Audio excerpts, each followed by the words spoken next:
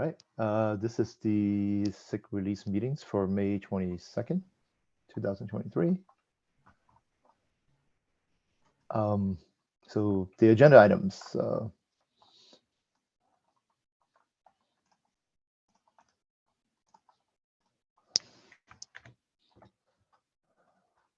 want to share the screen? Yeah, I'm doing it. Okay.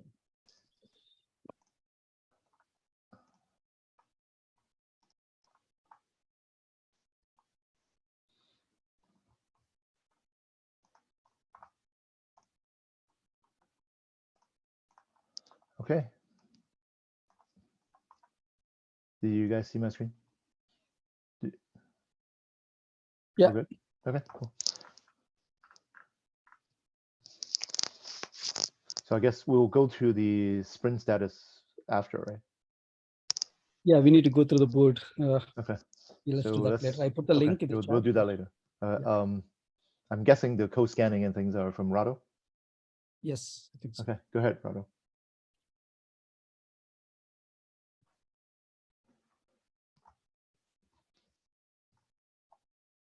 Hello, everyone. All right. So for first thing, 2 new scans added: the scan code toolkit and fossology scans. There is a pull request for them, but they already run on this PR, so you can check out how they look like. Both of those are related to licensing, vetting, and generally licensing stuff related.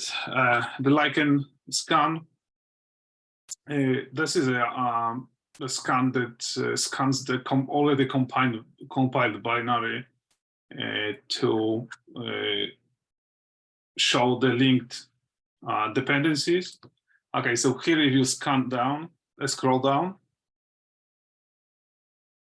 in the results here, I guess if you're not logged in, you don't see it. Maybe I can share the screen and quickly go through it.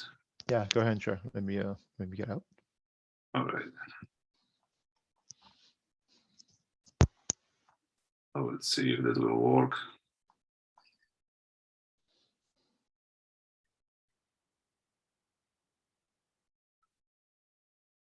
All right, how's the visibility? You should see the agenda. Yeah, it's clear. Yeah, looks good. All right, great. Cool. So the first thing, the scan code and fossology scans. In the results, you will have the fossology and the scan code toolkit scans. So if you go to the details here, you will go to the job page, and there is a new tab, artifacts, added. So if you go there, there is a new service. I will talk about this later. So there is a new service allowing to browse Google Cloud bucket without logging into the infrastructure account. So you can browse your artifacts and build logs. So right now we're also creating the artifacts directory, and here, if you check, there's a fossology report created for licenses saying no violations found, because as a settings file, I've added to included allowed licenses, Apache 2, all 3 BSD, so 3 close, 2 close, and 1 close, and ICS license. This is also up for discussion. I've already posted this on a Slack channel. What are the allowed licenses, or what licenses are good to use in the dependencies?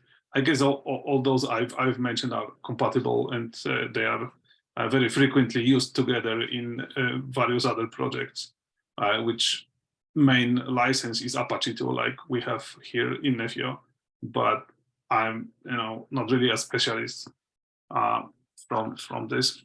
There, John. Oh, I just wanted to, so this is scanning, I think you said the build artifacts. Well, do we have, does this also, or do we have something that's scanning our source file headers to make sure we have included the license? I don't know that. Yes. I don't know what, okay, we already have that, or this does it, or? Yes, we already have this. I will show this Awesome. in a minute. This is, I guess, in 3 separate scans. It's being Okay. checked. So yeah, just a sec. All right, for a keywords, we're looking for things like licensed under or based on or derived from, copied from, things like this. So this is also an easy way to check whatever is committed if it contains something about licensing, so it can be quickly reviewed. And for copyrights, it also puts the copyright header content regarding to committed files. So you can see, like, for some files that we don't really have like a uniform copyright header. For some, it is like nephew authors. For some, it's just a nephew. So this is also a quick way to kind of see if there are some differences there that should be fixed. So that's one thing. The other one thing is that scan code toolkit. So if you go to the details here and the artifacts tab, you got your scan code report, which gives a summary of licensing for committed files, or if some of them are not, don't have any information about licensing. Also have like a brief summary of for a big repos. It's quite large file, but it has like what kind of licenses are mentioned there. I can see that the LGPL is somewhere around here, so this has to be reviewed. It's not 100% bulletproof. It works on some heuristic, and sometimes it might give false positives.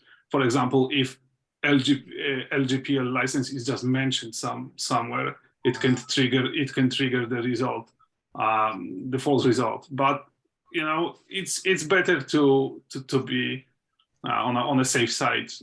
And the report is also pretty similar. So you have your copyright holders. Here you can see, like in this Docker file is a nephew, for example. Here you have like your nephew authors. So that would be those two newly added scans. So far they run on a nephew repository, but once this get merged, the same rules apply to any other repository. So I will, in the same manner, I will fill pull requests against other repositories. For a lichen scan, let me check.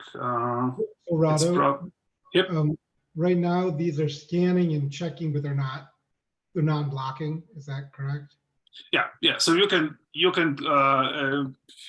merge this code. They're just informational. Okay. At some point, we probably want to do a little, maybe in a week or two, we want to do there's things we should fix in there, right? So we probably want to take action on those before too long. But yeah, absolutely. Eventually, maybe they become not. I think I was also going to say the same point. Sorry, I jumped in. So no, it's okay. It's okay, John. I think thanks for bringing it up. That one confusing thing to me was, Rado, and one report they said there are no violations on licensing, but on the other report it said it had LGPL. But I know in the allowed licenses we only have ASL, MIT, and BSD. So right. That's where I got confused. How in one place it said no violations of licenses, and the other said it found LGPL.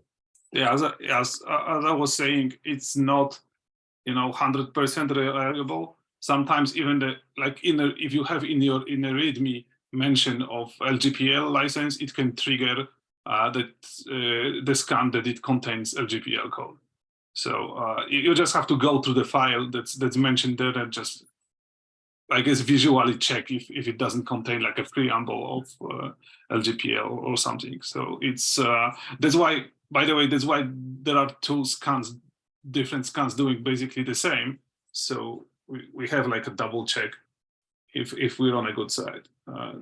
That's not, as I said, that's not 100% bulletproof process with license vetting. So Okay. if there is a doubt, you have to basically go to this file and just check it manually, so to speak. All right, so can I request you that LGPL stuff that you found, can you please put it in the Slack? If there is really an issue, I think let's take care of it sooner rather than later.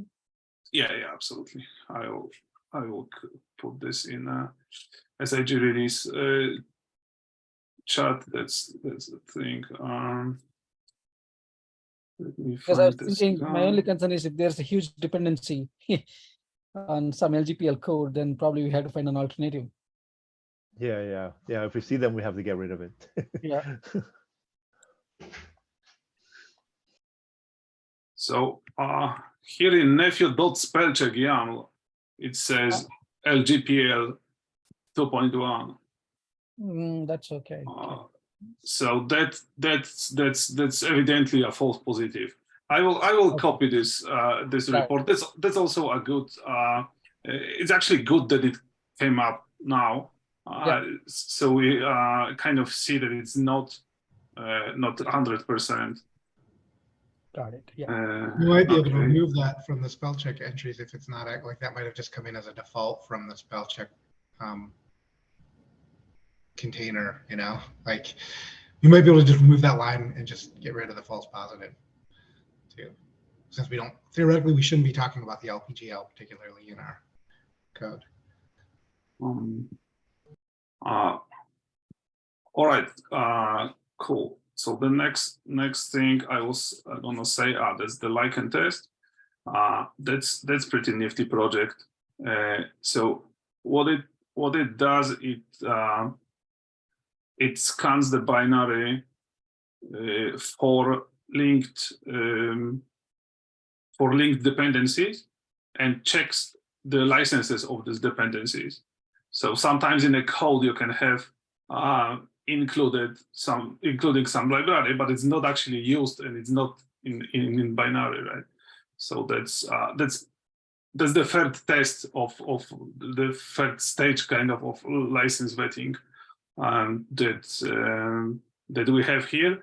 So what I do here, it basically builds every binary here in the nephew subdirectory and checks their dependencies.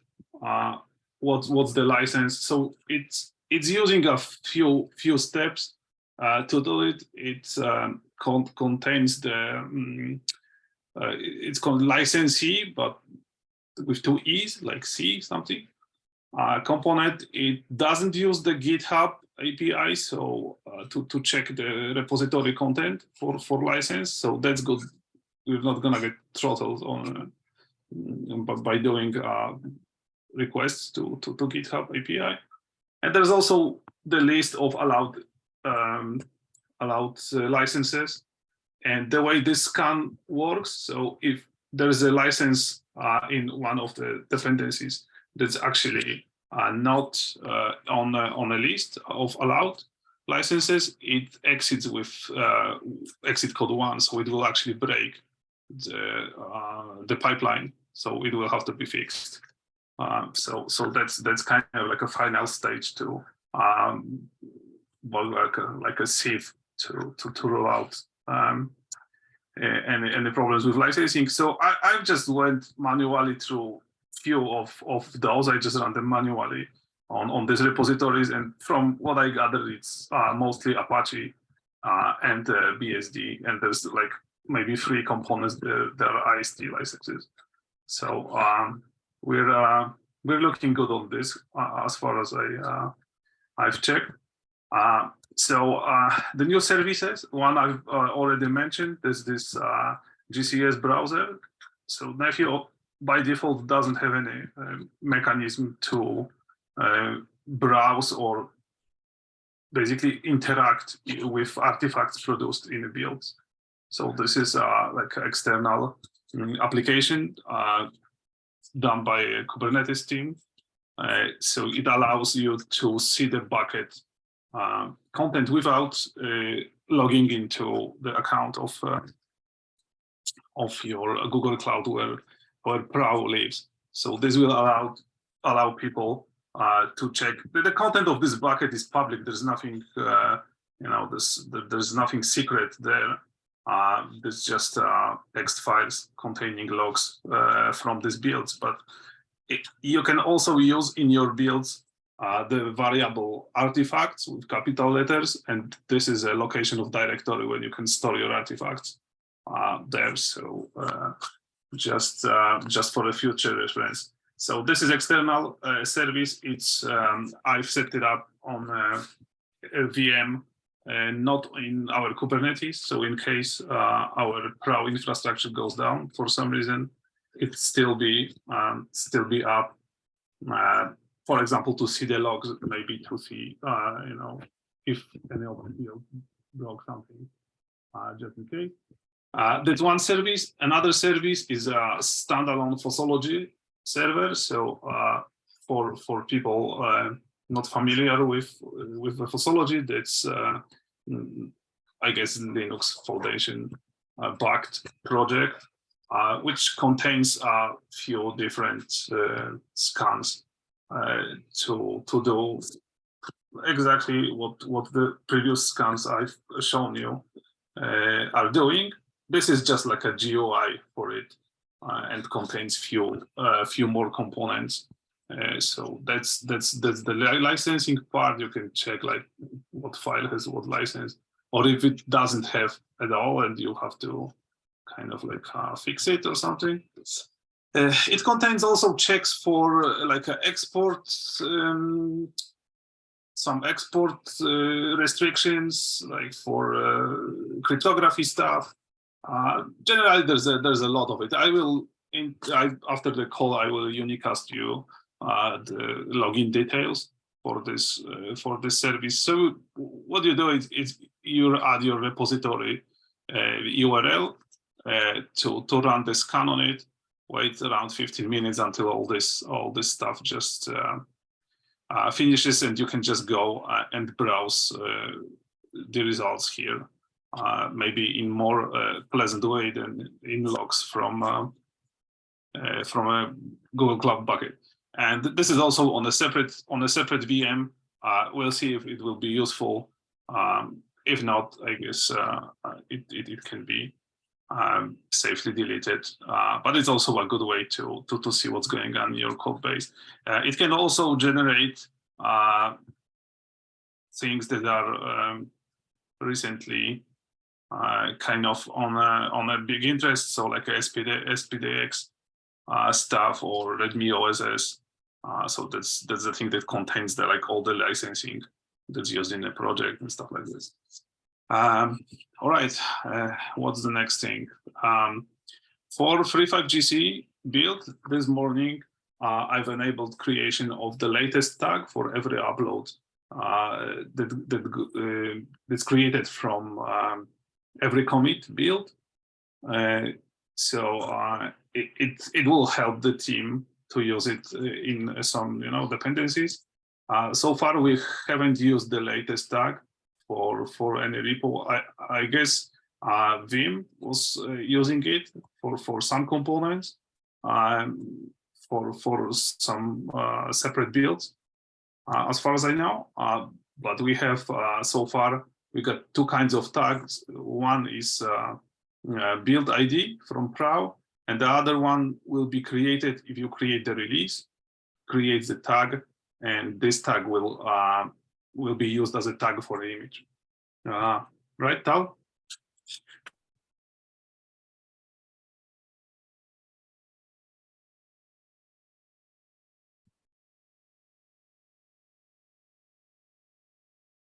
Your It, mic's not working or something. If you're cannot speaking, hear. probably you're on mute. Oh, okay. I thought You it was have me double- losing. I thought I was losing on Oh, okay. audio. Yeah, I'm here now. Sorry. Can you hear me? Yes, you were double mute or something. Yeah, sorry about that. You missed some really great things that I said.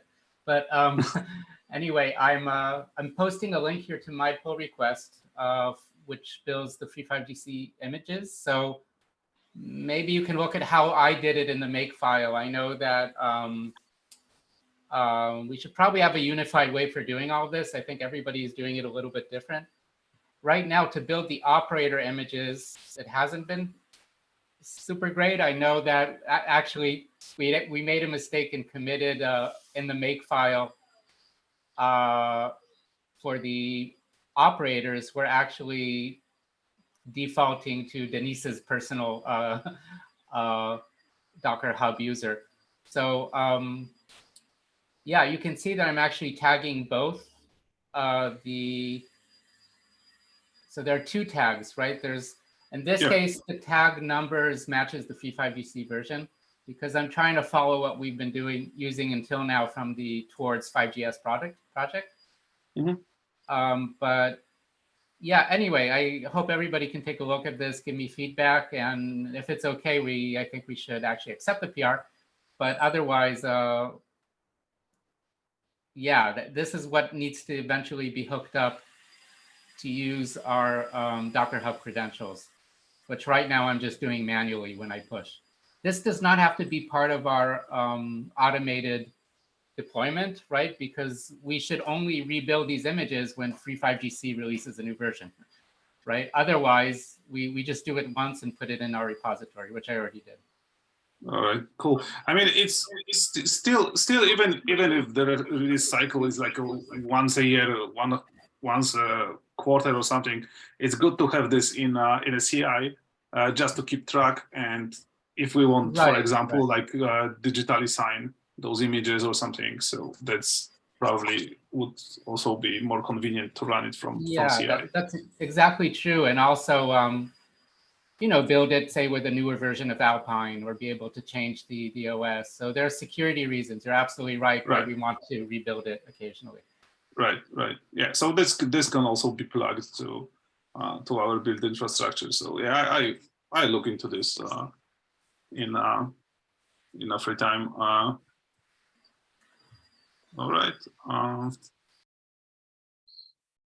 Well, cool. I've got basically that's it. What I've got. I've added some information to test infra wiki just to have something, you know, like a quick start, where to click if you don't really know what's going on and what's this all about with this pro and all our infrastructure. So there's like a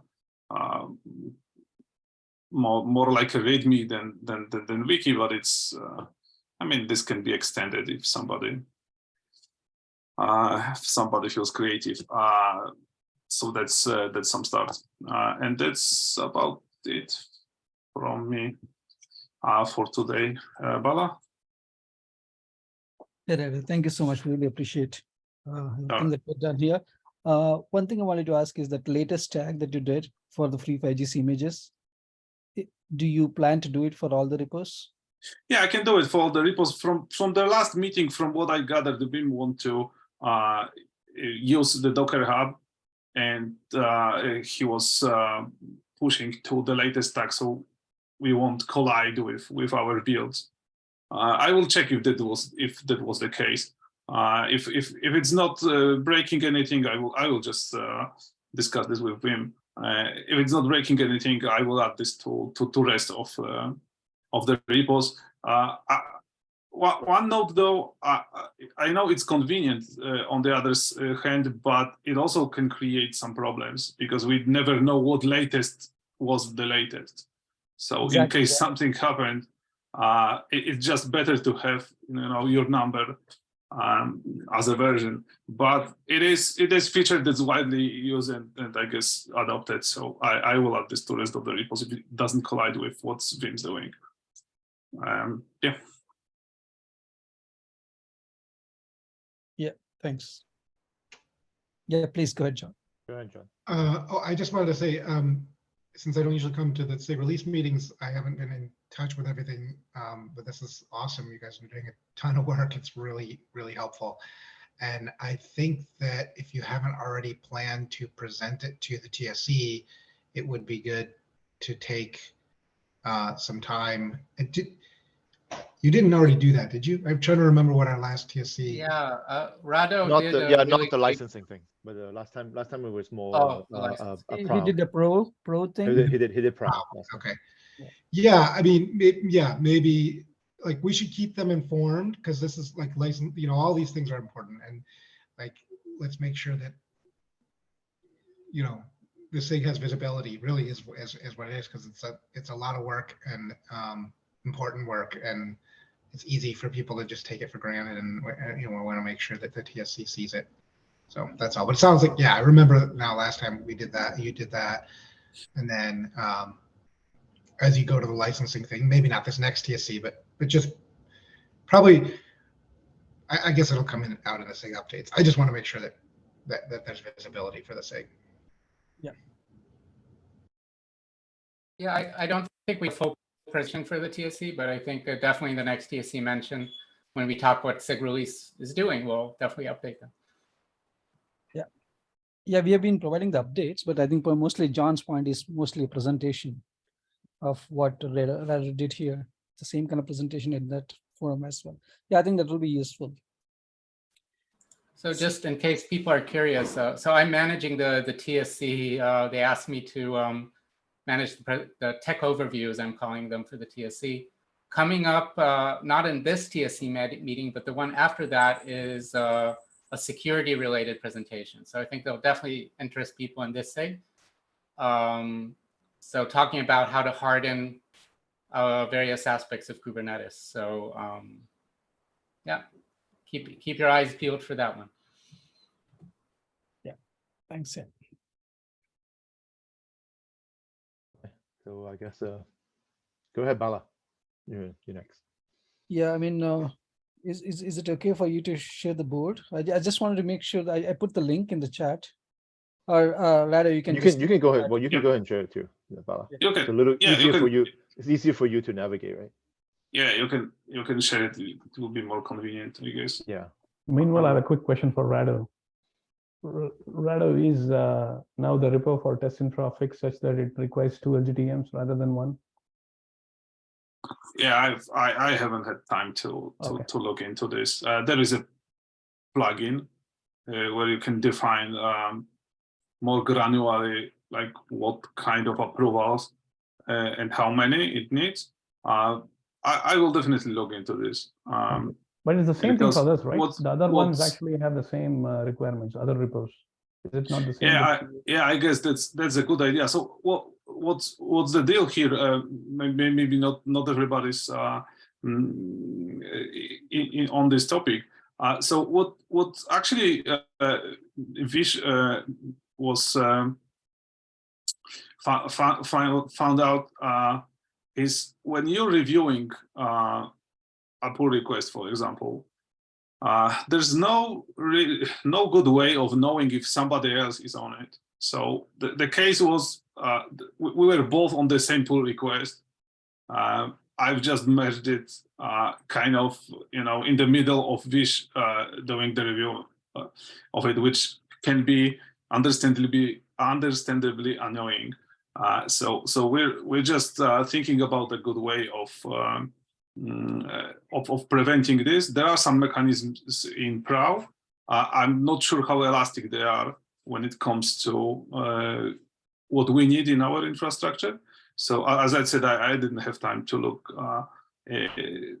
deeply into this. But maybe it's just a way of kind of respecting some workflow. So for example, if somebody's doing a review, then you make yourself an assignee of this pull request, so other people know that somebody's on it, or just leave the comment and make yourself assignee.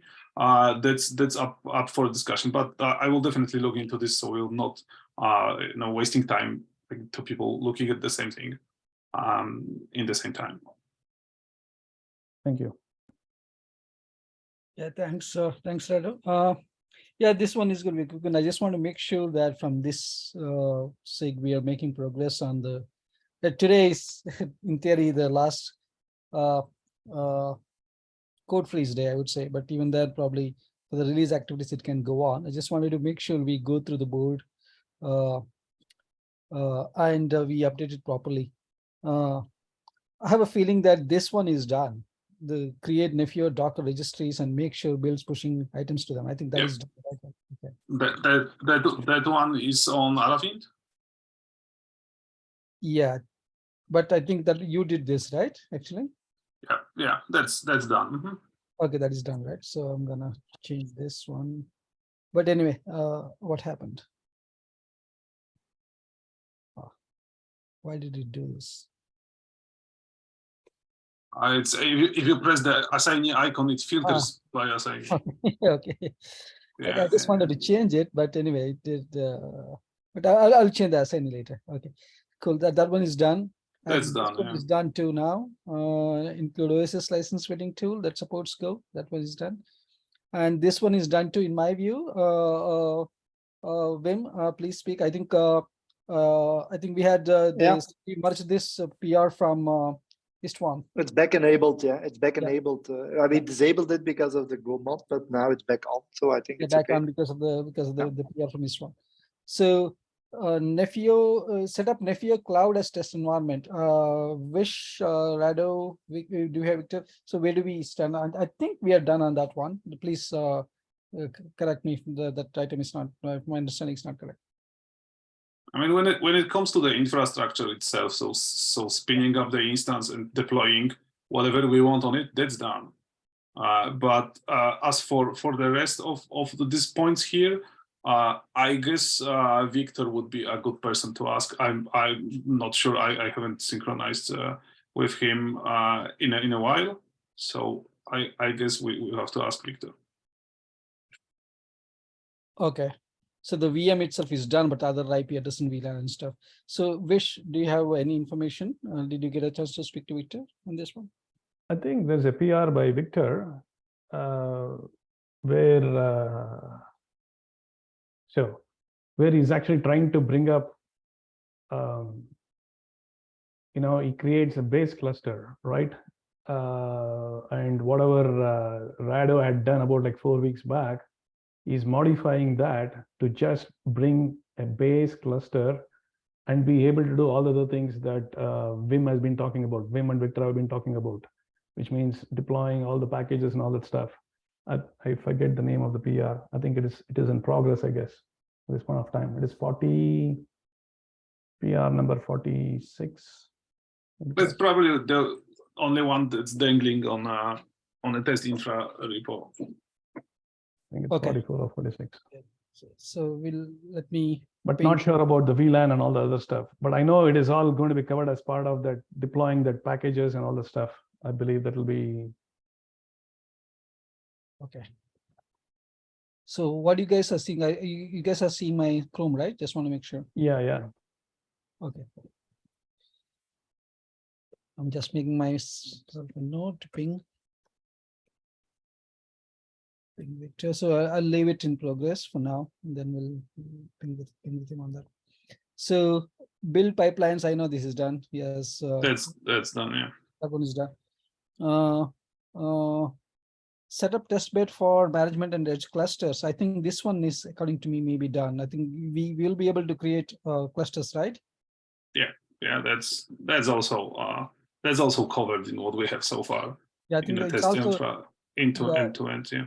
I think we are also changing slightly now. We are only creating management cluster instead of management and edge, because the edge clusters are created by Nephew itself. Right. So end-to-end integration test repo. I think this one. Let's see. Yeah, this one I'm not sure where we are. I saw some glimpses in his PR of something being done there. Like, he's using molecule as part of his PR. I think it already got merged. Maybe I'll let. Yeah. That's the one we're reviewing together. That So I guess that covers the extent of this Yeah. of this issue here. Yeah. So, So as to confirm, it might be better that can one of you add a comment here, exactly how what the environments looks like? I can reach out to Victor to make sure that he adds it. That way it's better coming Yeah, from him. yeah, that would be. I guess Or you that can would be great. probably CC Victor there. Okay, it's 161. I will just keep it in progress for now. Okay. So you can ping him. 30 and 161. Okay, got it. That's good. So let's see the items, and this one is a lower priority. Consider label. Yeah, sync. that's almost done. It's something I've just shelved it for a time being, but it's more or less done. Probably tomorrow or Wednesday, I can just push it out. Okay. So yeah. This one is an epic. This one I think we definitely need document system and integration, test bed components and design. I think somebody contacted me from Infosys. They said they were interested in that. Then I gave him all the pointers to contact us back. I did not hear back from them. So did anyone from Infosys contact any of you guys? Well, not me. John, did somebody contact you? John or Stephen? No, not on this topic. No. Okay. Yeah, somebody wanted. Yeah, So nobody's contacted me either. Yeah. okay, got it. So anyway, but in general, we need to. I think we have Victor assigned on this one. I'm pretty sure I will put it in progress for now. We'll see. We'll talk to him. So this one, decide on build tool. This is Tal's wish list, but probably I'm thinking, can we close this item for now, Tal? That right now we are all decided on make files. Is that okay? Well, I'd rather not close it, but you can remove it from the SIG. I hope we can revisit it later. It seems that it happened, Yeah, but we didn't remove it actually from discuss R1 it. maybe. Yeah. Okay. Backlog for R1 and rolls over to R2 probably. Okay, got it. Yeah, I mean, we might end up deciding, but it's important, I think, that we as a community decide together. Okay. Right. So basically, okay, I'll move this later. I'll move this to R1 for now. Remove it from the. Okay, got it. So this one we need to create. This is about obviously the item for sprint 5, the user guide and the installation guide. And this is also post R1, the rename Git repositories. This is again Tal's wish list. Then originally he had created issue 10 and we had a lot of discussions there. Then we had come to some conclusion. I think Tal wanted us to revisit it. This is again a post R1 issue, right? Tal, is that fine if I move it to post R1? I don't think it has to be post R1. I actually think it might be better within the R1 timeframe. So when it's actually released to the public, our structure is more coherent. But it can happen at the end, after a code freeze. Well, it wouldn't be a code freeze because we do have interdependencies, right? So we will have to update certain Go imports. Yes. Yeah, it's not trivial, but I do think it's important. But as you said, possibly a stretch goal, but I do think it's important. I'm so happy it's not assigned to me. I mean, I would be happy to do it. I don't think it's just going through all the repos and replacing the imports, right? But I think it's more important to decide on a schema and how we want to. If we decide what we want to rename them to, then I'll do the work of the renaming. No problem. Yeah, I think that's the time-consuming stuff. Tal, what? Yeah, it's more the discussion on how to do it. So we had a discussion, but since we closed that issue, I think the discussion became lost. That's why I linked that issue number 10. Yeah.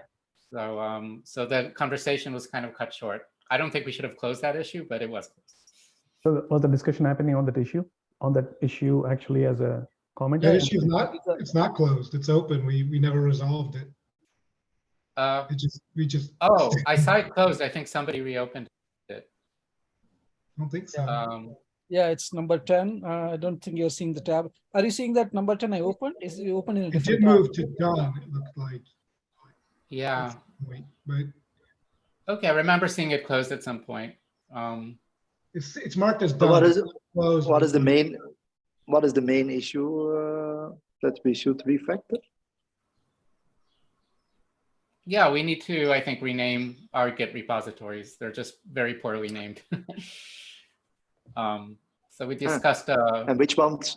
We have API and we have Nephew, right? These are the two mains from my point of view. We have free 5GC packages. We have free 5GC.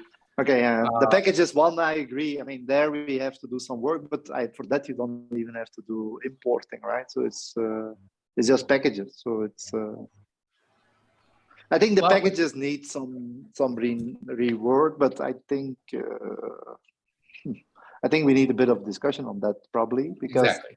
Yeah. Depending on how you use, I already came up myself with 3 different flavors. So take a look depending at on how you issue. use.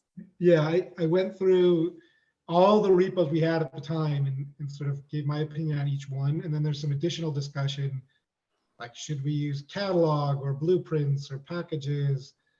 Like, and we probably like go ahead and add your, if you came up with 3 WIM, put 3 conventions, put them in there.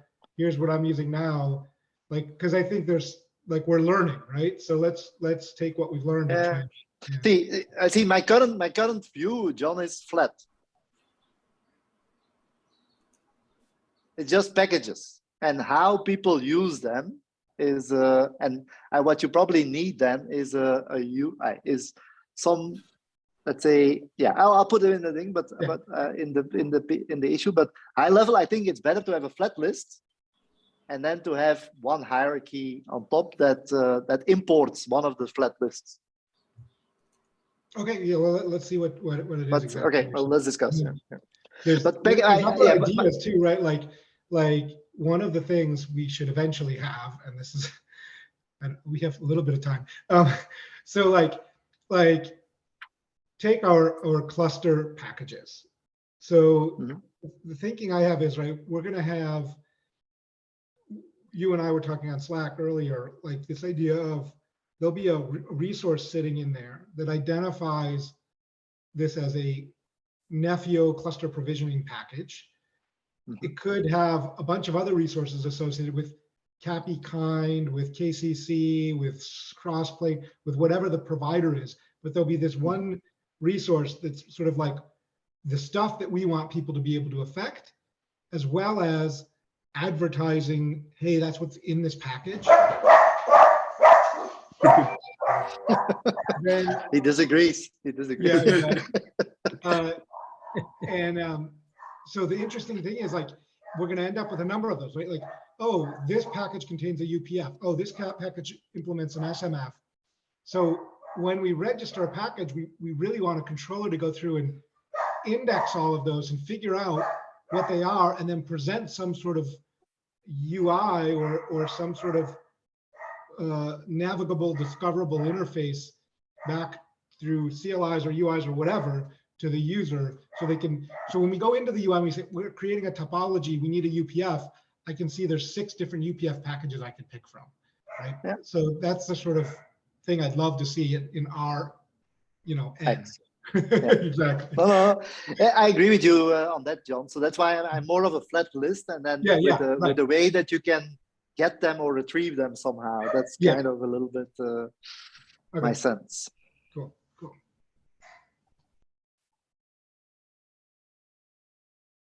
All right, I'll keep it open for now. We'll see where we go. Yeah, and that one. So that actually that's the board for us. So the main importantly, I think we need to figure out from Victor where we are on the infra side and the documentation side, 2 things. So I will ping him I'll ping Victor and see. I'll update the board and update the issues on those 2 issues. Yeah, so since we have a few more few more minutes, so Tal, how are we looking on that side for the code freeze today, the workload side? How am I looking at what side? Sorry. Sorry, how are we looking in terms of code freeze today, the workload? Oh, okay. You're talking about other issues. Yeah. Well, I think we're very close. We still don't have SMF and AMF PRs. We haven't a PR for AMF, but it's not quite there yet. But we're very, very close. So I really hope in the next few days. Okay. Yeah. And after we do have those, we won't be able to code freeze. I think we'll need to kind of streamline the 3 operators or the 3 controllers. It's 1 operator, and yeah, there's still some work to be done there, but the bulk of the work is almost done. It's then just really clean up and improving consistency of the code and other aspects. All right, thank you. And Stephen, while since we missed you on the package management, so we package specialization. So we wanted to know a little bit more about the Topology. Not topology, mostly about the status, the edge status and the status aggregator. I think the whole stack, because I think that we should talk about the whole stack with respect to the Google Seed code. I think. Yeah. Because so, there is I have my NF topology code working. Well, no, I mean I'm in the midst of working with Arwen on the ESA integrations, and so that would be the bottom half. So the entire things that we're going to push the Google Seed pieces that are going to be part of Nephew R1 are the ESA, the Edge status aggregator, which is sort of sitting there and waiting for us to integrate. The Watcher agent, which we're not expecting to have any modifications, but then it has an effect on ESA because it needs to expose an IP address or a endpoint for the Watcher agents to send gRPC message to. So that would be part of the integrations. I mean, I don't think we'll actually do something there until we realize or we understand how to at least do that. So for us, flatly, we probably just create a service. So that's the coding part. The part where you're going to make this work or trying to make this work on our test bed. I guess we'll wait until integrations to know. I saw something from Vim saying that he's now exposing services or something using Metal LB on the load balancing front. Yeah, we are. I with Victor actually. Yeah, I did something, but then Victor took it over. So he has. So he's using Metal LB. So you could basically, yeah. So it's basically you take a service and you get an IP, basically, right? Yeah. So operator front, we kind of sidestepped the whole thing by saying that anything other than UPF will be dumped into the same cluster, and therefore we can just use cluster IP and get it over with. But then well, I mean, otherwise it's the way 3.5GC config works is you even have to give them the endpoint or the IP address of NRF or the other guys like AMF. How do you contact SMF and things like that? So we will use name because there's no way we'll know the IP address by config time, because they're all services. So again, this is the limitations that we have for R1. But then the Watcher agents and the ESA part is not the same thing. So that one we need to expose a surface IP. But ESA learns it later. So this is not a config time thing, which is fine. And then. But is someone creating a package for the edge or no? So that will be part of the controller. Yeah, thing. ESA is different, but Watcher agent should be part of the thing that would install config things and everything. So I think the config thing. I think someone should create a package for Watcher agent, I guess, right? Because I don't know who's doing that. So that's one, I think, because I think, John, correct me if I'm wrong, we should not install too much with the Bootstrap controller, right? So only config sync, right? And maybe CNI. I think the Bootstrap, the idea is, it should be minimal, right? Then we can, it's harder to change stuff that's installed with the Bootstrap controller, whereas we can manage stuff, all the other stuff regular pipeline. So yeah, we'll need a package for the Watcher agent that we can add to our list of packages that get installed on each workload cluster via the ordinary. So yeah, I think when we probably need a we'll need a way to do that, to say, hey, here's packages that aren't part of the Bootstrap that get installed in every workload cluster. I mean, yeah, because see, Right. I mean, Yeah. yeah, I mean, you will get that, right? If you, what we will, Just create and that's by the way another also true for Free5GC, right? So you'll have to do the same there, because they also have to be installed on all the workload clusters. Well, But that was driven by intent, though, right? So this is a little different. yeah, Free5GC? it's not part of the platform. So part of the platform, the Watcher agent should be part of the platform. So we'll just add a package variant to our cluster package and it's done. Right? No, but I'm talking about the operator that runs the Yeah. So AMF. unless someone select Free5GC as the vendor, you don't have to. You don't need to load the operators until then. Sure. But okay, I mean, for us, the flow is not very different, right? Whether so the way it is, or the way it is right now is you get presented a bunch of packages like we discussed before, right? And then you can pick and choose, and then Free5GC will be one, and Watcher agent will be another one, and you just install, right? Right. But anyway, we can. But okay, I mean, it's a detail. Yeah, it's a detail. Yeah, but Yeah, so, we'll need a package for it. Yes. Yeah. So let me. Yeah, I'll work on that. So and then for the Edge Watcher, it should be part of what Sandeep is doing with, because it should be part of the controller. Yeah, it is. Yeah, that's the controller. management cluster. That's the management cluster controller. So that we should be able to integrate that now. The Nephew management controller, I guess. Right? Oh. Stephen, Sandeep has a PR out right now that integrates the two specializers into the controller manager. Yep. So we should do this similar thing with Watcher agent, and it'll just get installed with everything else. Oh, okay. So creating stuff, we have to write a specializer? No. No, there is a, we created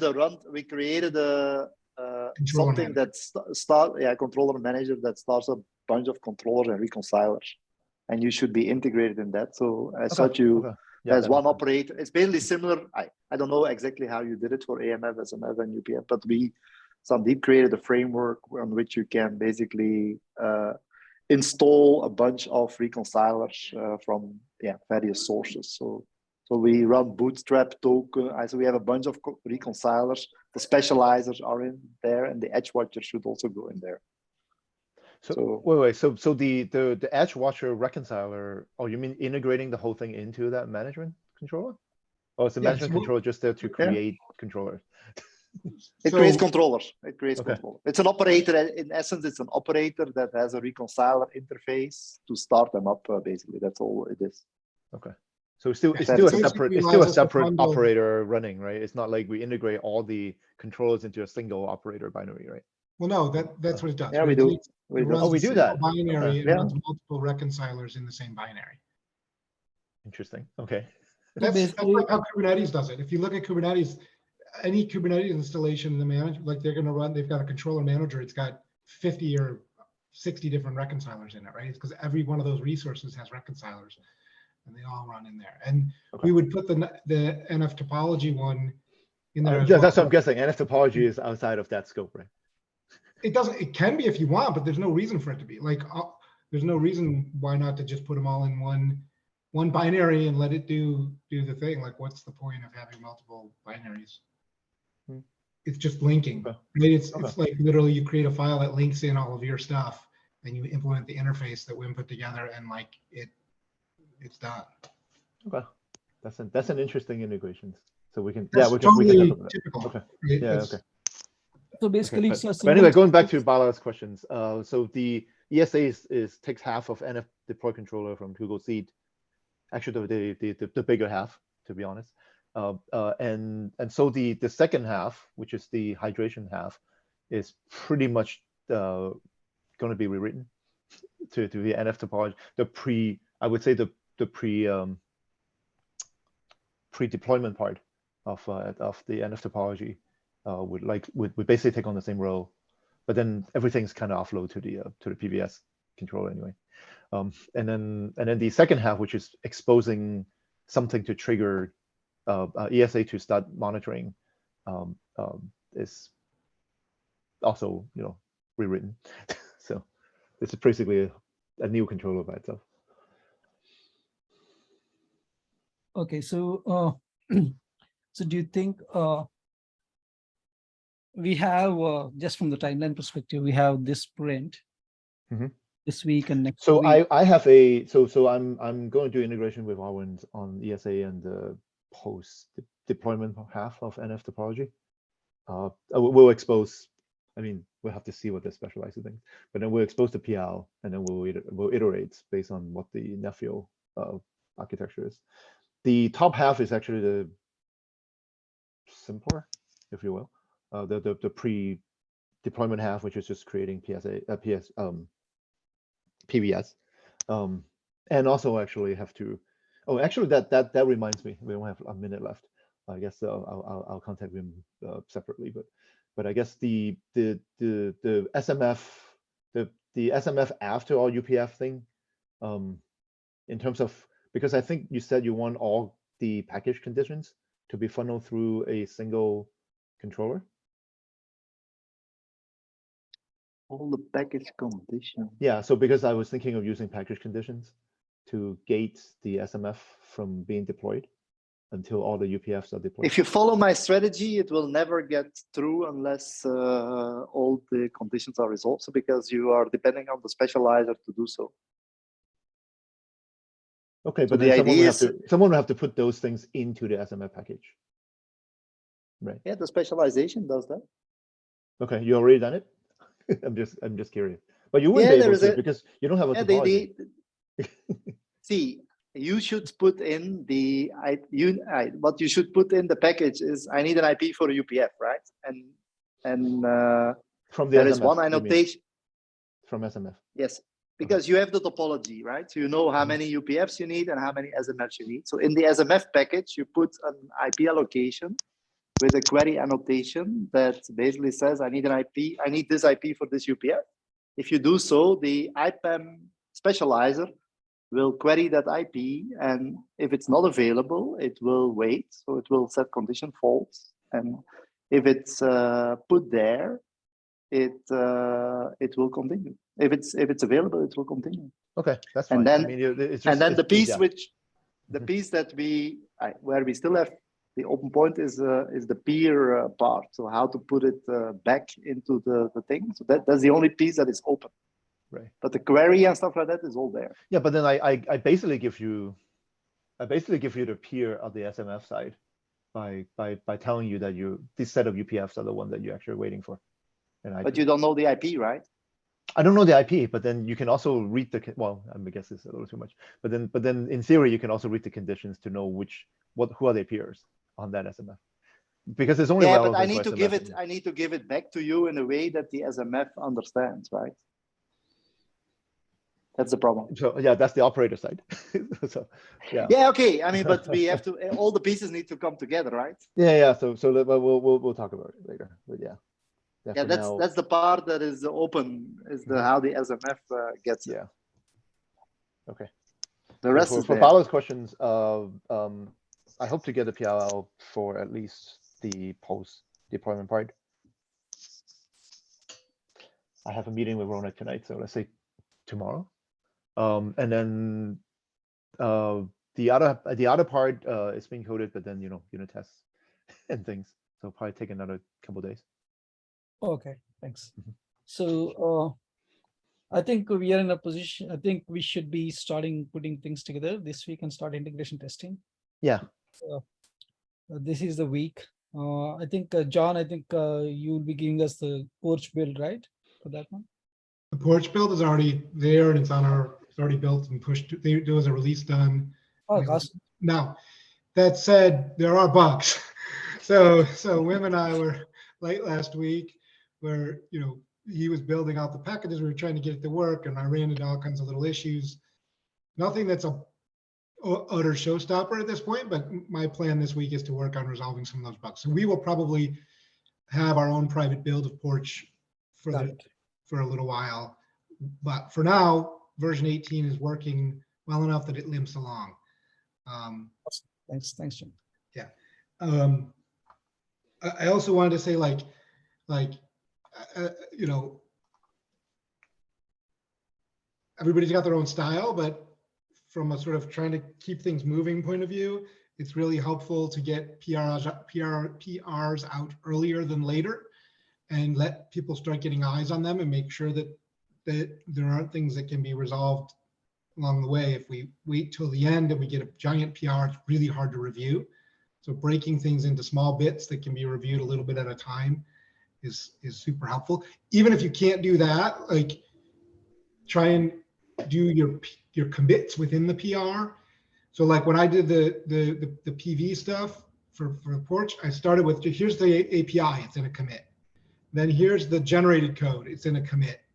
Here's the implementation of one part of the feature, you know, along with its unit tests in a commit. Here's an implementation of the next part of the, that way it's so intimidating when you go to do a review and it's like this, you know, 40 files and there's thousands of lines. But if you then break down the commits, it can become much easier.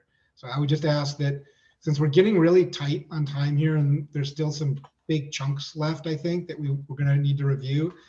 If we can get those earlier rather than later, ideally, or at least get them broken into logical commits that can be sort of reviewed one by one, that would be super helpful. Yeah, +1 to that. Thanks, John. Yeah. Okay. All right. Cool. Thanks, everybody. And this week, you. sorry, last question. Sorry. That's okay. Yeah, the UI portions are also coming in, right, this week? So UI, we got the 2 viewers. So the UI has been sort of treated as a nice to have. There's actually a ton of stuff I've been thinking about for the UI, and I need to meet with the team. They are working on editors for package variant set. And I expect they're going to be able to get those done. So then there'll be the aspect, I think the thing, we don't have a nephew UI. We have still it's just like a very package management focused UI. And that's why I've asked SIG1 to put together a working group, and I think they're trying to put together a working group for that. So because really we need help. I anyway need help understanding what the users would want. But even without that input, there's a bunch of things, I think, especially now with the work Wim and team have been doing on getting swim lane 1 working, like that gets us to where we've got both swim lanes, and starting to think about the UIs to tie them together will be really interesting. And if we have the topology stuff, that could be really interesting, like UI wise too. So. But anyway, yeah, sorry, I talked a lot. Yes, we have the basic things in the UI and they'll be there, and the viewers are already done and merged and running. I saw some bugs there too we need to fix, but editors are being worked on. Those won't be ready for tomorrow, but everything on the UI is kind of considered best effort, because Okay. we weren't sure how soon the team would be able to get going. And now they're actually, I think they've got it down, and actually they'll deliver things pretty quickly, but there was a ramp up and we weren't sure how long that would take. Yeah, obviously makes sense. Yeah. Yeah. Cool. Thank you so much. I think thanks for everybody. I think today it was a very full-fledged release call with everybody here. We were able to talk every aspect of the project. It was really really nice. Thank you so much. Thank you. Cool. Thank you so much. Have a good one. Thank Yeah. you. Bye-bye. Bye. Thanks, everybody. Bye. Thanks, Bye. Adam.